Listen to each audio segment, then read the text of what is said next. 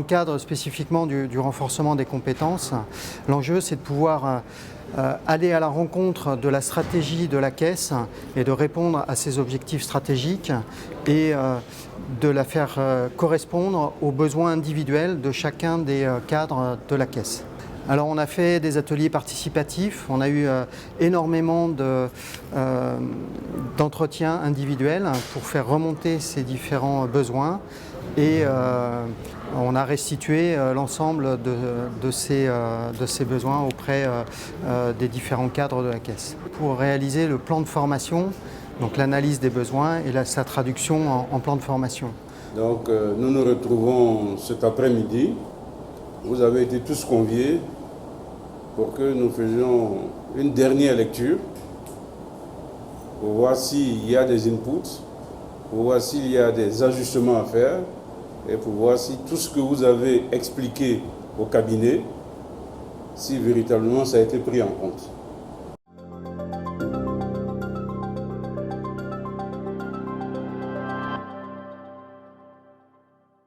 L'une de nos démarches, c'est de faire en sorte que tout le monde soit impliqué dans l'examen de nos besoins et ensuite dans l'expression donc des besoins, parce que depuis le départ, nous avons donc associé tous les collaborateurs à cette problématique sur la formation. On a un début très satisfaisant du moment où les thématiques prennent en compte tous les besoins de la Caisse effectivement. Le fait de nous demander en fait ce que nous voulons, ce dont nous avons vraiment besoin par rapport aux formations, c'est prometteur pour la suite. C'est un cas d'échange vraiment pertinent qui nous permet de consolider déjà les acquis que nous avons. On a beaucoup appris. On a vu que toutes les préoccupations qu'on avait ont été vraiment prises en compte.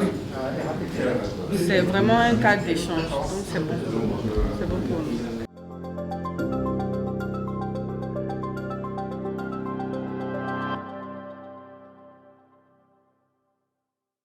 La Caisse a besoin de faire ses preuves. Donc en termes de priorité, c'est d'abord les métiers liés à l'investissement, au financement. Dans un premier temps, nous sommes dans nos missions investisseurs d'intérêt général. Il y a aussi en second lieu les métiers liés à la bonne gouvernance, donc l'audit, le contrôle interne, la conformité, pour rassurer les partenaires de la Caisse des dépôts.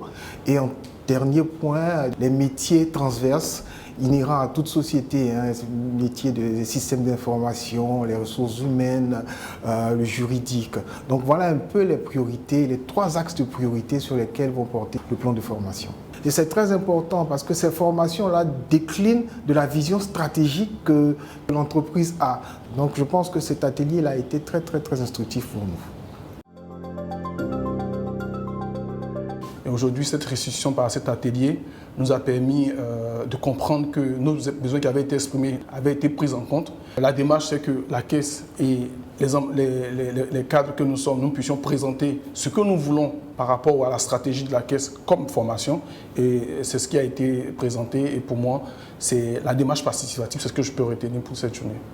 Je suis quand même outillé par les connaissances que j'avais déjà préalablement et bien entendu par l'éclaircissement que j'ai eu par la suite. Je crois bien que ça me galvanise, ça m'accorde beaucoup plus d'outils afin de pouvoir mieux intervenir les jours à venir en fait. J'avoue que j'ai été très satisfait du fait de la méthodologie, dotée de beaucoup de pragmatisme et je pense qu'elle était très efficace.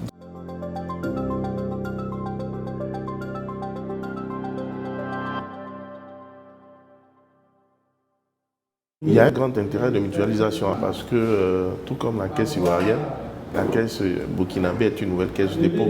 Donc on partage forcément les mêmes défis, les mêmes enjeux et les mêmes problématiques de démarrage. Et déjà qu'on a déjà eu des interactions avec nos collègues du Burkina, donc on ne doute pas qu'il y aura forcément des synergies à mettre en place dans le cadre du plan de formation. La satisfaction. Satisfaction et enthousiasme. Satisfaisant. Espoir.